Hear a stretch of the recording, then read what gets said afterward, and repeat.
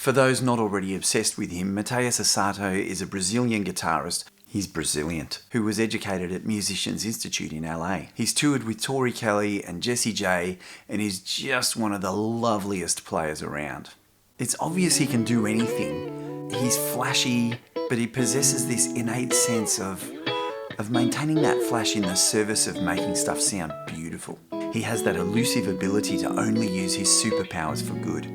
Now, there are already stacks of how-to Asato clips on YouTube, but I wanted to give you something a little bit more generic today, something that you could take away and use immediately on whatever it is you're working on. You don't have to be into Mateus Asato to benefit from his mastery. So I'm going to analyze his playing from a clip that I just found on his channel here on YouTube, where he's basically doing what he does best, which is making some simple chords just sound magical. The progression here starts out in B major, with a basic 1-4-5, 1-4-5. So it's B, E, and F sharp in the key of B. For the B chord, he kicks off with a B5 voicing with his thumb over the top, which I love. So within the first few notes, he's already introduced the raised fourth, the Lydian note. I love this addition to a major chord. It always gives me a sense of like floating, like the note kind of says, you're not quite where you thought you were. You don't yet know where we're going. Try it yourself on something done to death to get a sense of how it changes things. Like, yesterday. Yeah. Next, Matias plays one of his chordal runs. Now this is what I think sets him apart and makes him so listenable. The notes themselves are in no way ingenious. It's just Chuck Berry-ish double stop with a chromatic in there. You know, it's been played by everyone from John Lee Hooker to John Fogerty to John Mayer. But it's Matias's execution that makes it sound new again. He combines hammers and slides and phrasing to create his own sound with those notes. So he's hammering from the second to the third over the B chord. So that's a C sharp to a D sharp. Then drops back a fret to get that accidental in there, the D natural and F natural. Slides straight off those back into key on the C sharp and E. Then back to the B chord, the B and the D sharp out of the B chord. But it's that phrasing that he plays it with. It's like bum ba ba ba ba bum, like bum ba ba ba ba bum. So it's like an eighth note followed by 2 16th notes into triplets. It's just so cool, and it just rolls out, it spills out, you know. That's so clever. So from that he goes into so that's just continuing down, more little chords around the B. So a B chord, B triad there, onto a C sharp minor triad, the 2 chord in the key. But that's just a decoration to the B chord. It's just like doing your sus or your 6, doing those both together, and adding the root note of the C sharp minor as well. Then that, he's actually doing the same lick as up here to finish it off.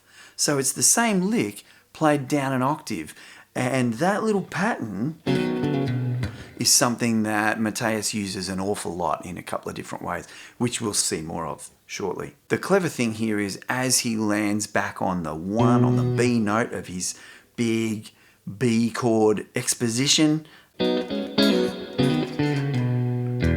that becomes the 5th of the E chord, which he cleverly voices an E major 9 by playing his B chord over the E bass.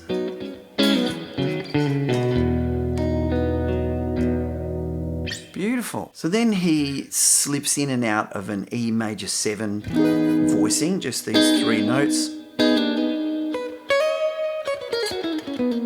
Then a nice little, a quick run down the B major scale. Then a little bit of hybrid picking there. So the clever thing about using that, the clever way he's using the B major scale there is that he's starting on the major seventh of the E chord and landing on the Lydian, the flat 5 or the sharpened 4th in the E major chord. Fantastic. Then focusing on the 9th, making it a major 9. Then he introduces a couple of hybrid picked, very clever little phrases. One like that, and the next one, which is a little bit slower. But they're both very clever because the first one spells out an E major 9 chord. That's the B note is the 5th, the major 3rd, so we can see those present in that E chord shape. Your 9th there, sliding down to the major 7th. But then, so now he's adopted the G sharp minor pentatonic. This is also the B major pentatonic, but ensuring he includes the blue note, the flat 5 in there, which really guitarifies that line. It's all been so beautifully major up until that point, and then all of a sudden it sounds like rock guitar again, just for that split second. Then he does another quick little descent down that pentatonic scale before including that same blue note again. Before, when we heard it, it was over the B chord, so it was a flat 3rd. Now it's over the E chord, so it's a flat 7. And he slides down to the F sharp root note to start the next chord. Now what he does here, I think, is absolute genius as well. This is keeping things in balance because he goes from that bluesy run into a nice lilting, ringing chord with some nice close harmonies in it. And then he does the same.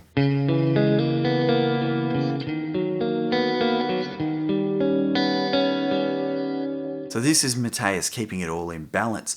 After that flashy, bluesy little run in there, these beautiful ringing chords are reclaiming the piece from guitar wankery, keeping it all in balance. That little C sharp minor 7 voicing, D sharp minor, D sharp 7. All of a sudden we've got tears back in our eyes. And then he does a very Matias move, which is, the chord is a G sharp minor that it goes into next, but he reaches that chord by sliding up a tone, giving the strings a little wiggle, and then back into the chord and adding the bass note. Then modulating back down a couple of semitones to F sharp minor, before doing another little hybrid lick and another one of those little flourishes. Then our favourite little Hendrix lick, basically an A, or you could think of that as still being an F sharp minor, back to the E.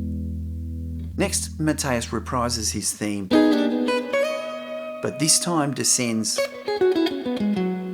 almost all the way down the E major pentatonic or C sharp minor pentatonic, but cleverly starting on that same major 7th, the same D sharp note that he used before when he first did the run. And then he does the same little trill, introducing that blue note into this version of the pentatonic scale as well. So we're over an E chord at this point in time, so that is a minor 3rd, a blues 3rd that he's playing briefly over that E chord. Slides down to the B, to the A, and the E. So I'm going to finish it there for today. I mean, that piece goes on for another minute or so, and I'm pretty sure it's all improvised. I get the feeling the entire thing, the chord structure as well as the as what he's doing with them is improvised, I would guess. But I just wanted to show you, you know, simple chords, B, E, F sharp, and yet in Mateus Asato's hands, there's just such beauty going on. And it's also, he's a very elegant player, but he's so tasty. You know, it's not about the speed. He certainly has massive speed and dexterity, but he's not always playing at blinding speed. He's playing with taste. He's playing phrases that sound very lyrical. Everything I've ever seen him post just melts me. He's an incredible player. But anyway, check it out. I've got the tabs there so you can knock yourself out, have a crack at trying to play it and steal those ideas for yourself. You know, put them in whatever it is you're working on. Change them up, make them your own phrases. All right, please give me a like, and if you would care to subscribe, please ring that bell so that you know when I'm posting this stuff. I try and do 1 or 2 a week, but you know, it gets away from me. Love you guys.